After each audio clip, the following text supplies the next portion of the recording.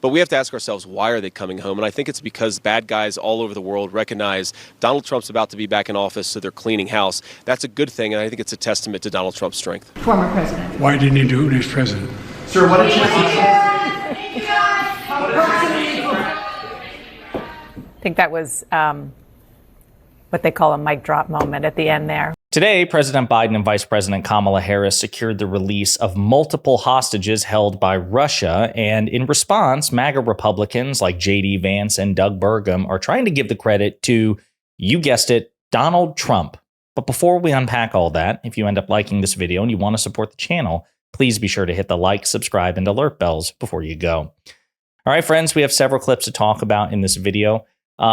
You would think that the Republican Party would eventually find its shame, that they would find their sense of patriotism and shame, and these things would combine so that when the president of the United States, Joseph Biden, secures the release of multiple hostages unethically and unlawfully held by Russia, that we would celebrate this, even if it's done by a Democrat, right? You're a proud Republican, but you love this country. You love this country more than your party divides. And so when a president does something good, you would celebrate it, right? Or at least, not try to take the wind out of its sails. But MAGA Republicans can't help but do that. Patriotism is something they want to inflict on everybody else. So when it's a Republican, right, if you're a patriot, well, you have to support the Republican. If it's a Republican president, you have to shut up and just fall in line, even if you don't like that person, because that's what patriots do. On the other hand, if it's a Democratic president, well, then you can just criticize and oppose and drag your feet. And then when something good happens, try to give the credit to Republicans. That's, again, yet another asymmetry and hypocrisy of the Republican Party. I'm going to play some of these clips, and then we'll dive into the particulars of this hostage exchange, this prisoner swap, and we'll go from there. This is J.D. Vance, the running mate of Donald Trump and potential vice president of the United States. Look, I think it's great news, at least what little we know. We certainly want these Americans to come back home. It was ridiculous that they were in prison to begin with, but we have to ask ourselves, why are they coming home? And I think it's because bad guys all over the world recognize Donald Trump's about to be back in office, so they're cleaning house. That's a good thing, and I think it's a testament to Donald Trump's strength. And Vice President. Just that Dana Bash there going, what? I mean, she should say more than that, and hopefully reporters will. But yeah. So Donald Trump, who is not in office and who is not president, has not been president since January 20th, 2021, is somehow responsible for this prisoner exchange. And it's a testament to his strength. Very strange. But again, not alone.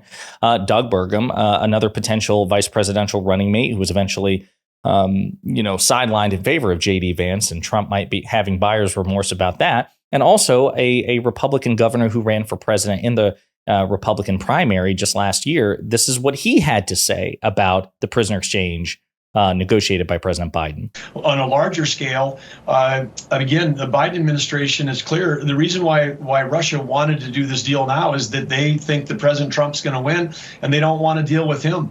On a larger. Yeah, the Biden administration made it clear that it was basically because of Donald Trump.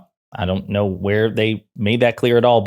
And again, I want to go back to this mic drop moment from President Biden when he is essentially asked that question at a press conference announcing the prisoner exchange. This is the final question, and Biden truly had a mic drop moment. What a chance this whole thing. President Trump has said repeatedly that he could have gotten the hostages out without giving anything in exchange. What do you say to that? What do you say to President Trump now, former president? Why didn't he do it when he was president? Sir, what a chance. Great question. Great rhetorical question. Great mic drop moment for which no MAGA Republican will have any answers. And we'll get into the things that Donald Trump said about some of the hostages who were taken prisoner by Russia when Trump was president, particularly Paul Whelan. So this is the breakdown from CBS News. U.S.-Russia prisoner swap secures the release of Evan Gershkovich and Paul Whelan and others.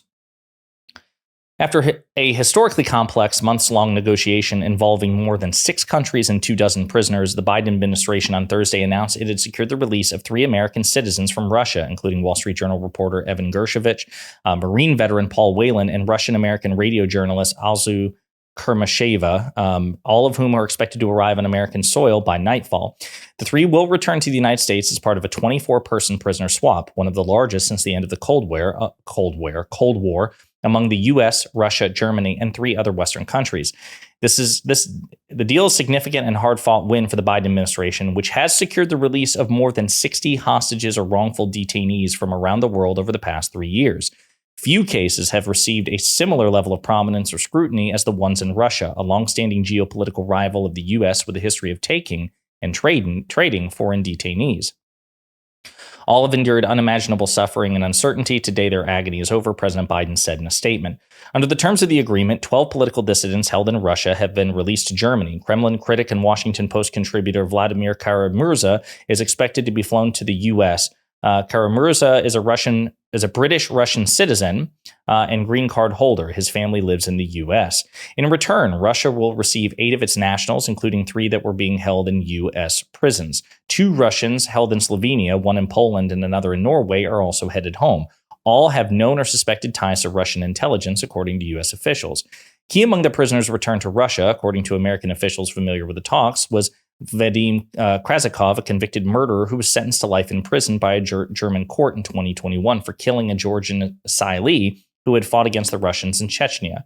Details of the deal, which was coordinated for more than half a year by multiple government agencies, including the White House, State Department, and CIA, were closely held, though speculation about the swap had mounted in recent days after prominent Russian political prisoners were moved from their respective jails in Russia. The painstakingly choreographed exchange, apparently one of the most complex in history, finally took place on Thursday on a tarmac in Turkey. So, couple of things here. Let's see. Whelan, a Marine veteran and longest-held American detainee in Russia, was arrested in December 2018 when he traveled to the country to attend a friend's wedding. He was charged with espionage and sentenced to 16 years in prison in 2020. Whelan, his family, and the U.S. government consistently denied the espionage allegations against him and said he was being used as a political pawn. The U.S. government also declared him wrongfully detained. Okay, so with all this in mind, I want to play you some of the things that Donald Trump had to say about how he would negotiate the prisoner exchange of Dershowitz and also mention Paul Whelan as well. Whelan, of course, being imprisoned while Trump was president. This is what Donald Trump had to say. Evan Gershkovich, the reporter from the Wall Street Journal who is being held by Russia, will be released almost immediately after the election, but definitely before I assume office. He will be home. He will be safe. Vladimir Putin, president of Russia, will do that for me, and I don't believe he'll do it for anyone else, and we will be paying.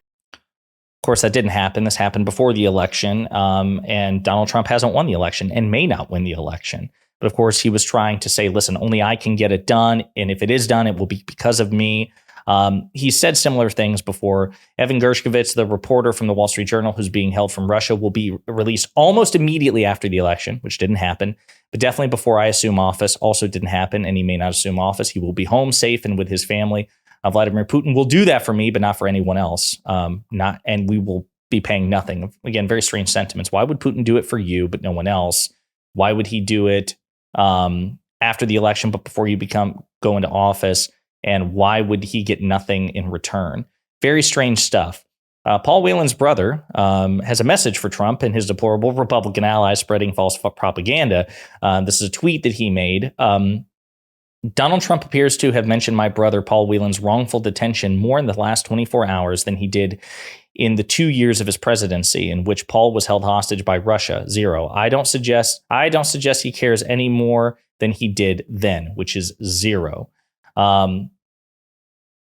Julia Ioffe, who is a foreign policy expert, mentioned this as well. This was from December 2022. She says, so now we know why former Marine, and according to some of this website, national hero Paul Whelan is still in a Russian jail. After he was arrested in 2018, then President Trump turned down an offer to bring him home.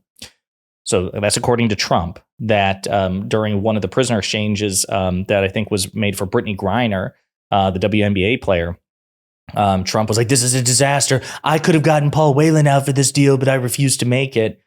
So you did have the opportunity to get this American veteran back home, and you chose not to, and you let him languish in a Russian prison cell. So again, just the contrast to me is pretty important. I do want to play some of the clips from President Biden's public remarks on this, again, in which he he accomplished something yet again that Donald Trump promised to do and failed, which is to secure the release of these hostages, and in particular, the one where there's overlap, Paul Whelan. You got everybody? Well, good afternoon. And this is a very good afternoon. A very good afternoon.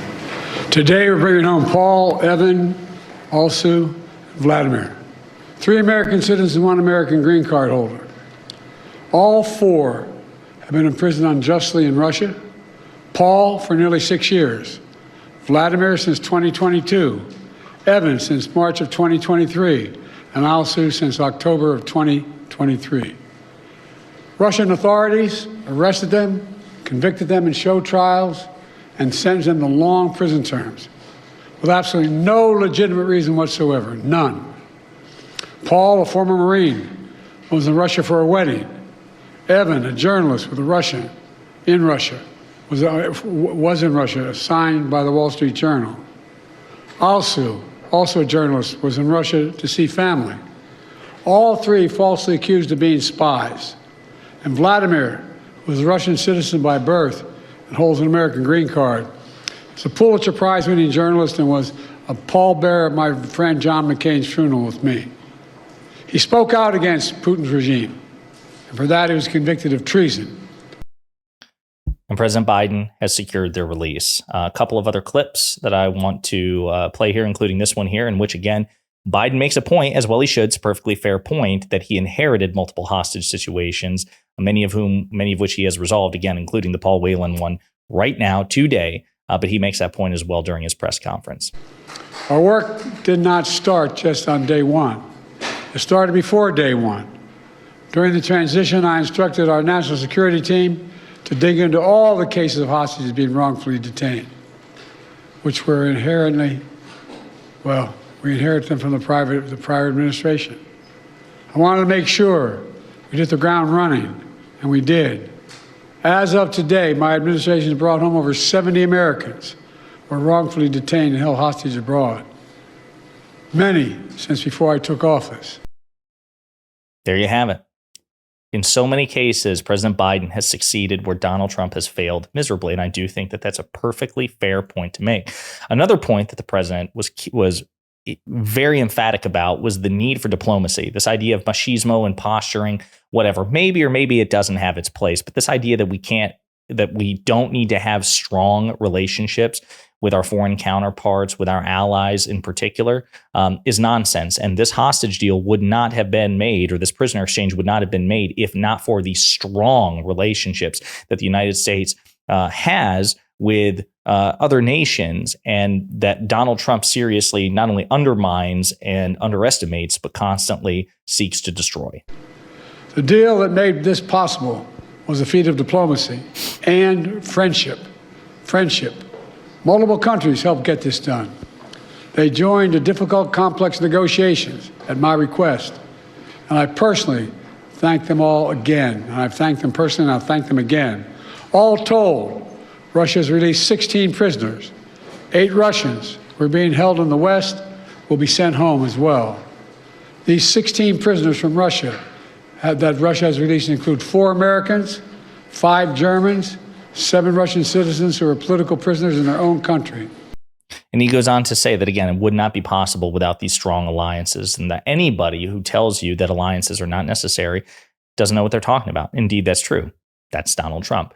So again, here's what we have. We have a situation where, yet again, President Biden has succeeded where Donald Trump failed. He secured the release of multiple Americans who have been unlawfully and illegally and wrongly and corruptly and dangerously imprisoned by Russia, a foreign adversary. And President Biden managed to do this despite the fact that Russia is, waging a war of conquest and aggression against Ukraine, and we're backing Ukraine. So you would think, if anything, this would make such negotiations impossible. But President Biden got it done. And with the example of Paul Whelan in particular, he secured the release of an American citizen that Donald Trump failed to do so.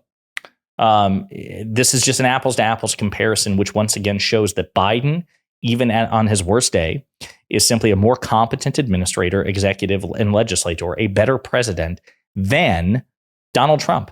because yet again, he succeeded where Trump failed, and they supposedly had the same goal. He did it with infrastructure. He did it with GDP growth. Donald Trump promised 6% GDP growth. He failed even prior to the pandemic.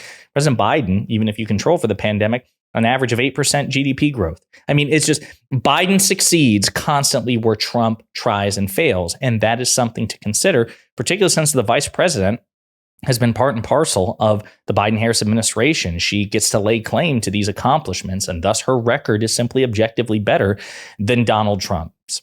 Great job by the Biden-Harris administration, and it's pretty pathetic that these Republicans are somehow trying to give Donald Trump credit for it, but that's what they do. Let me know what you think in the comments.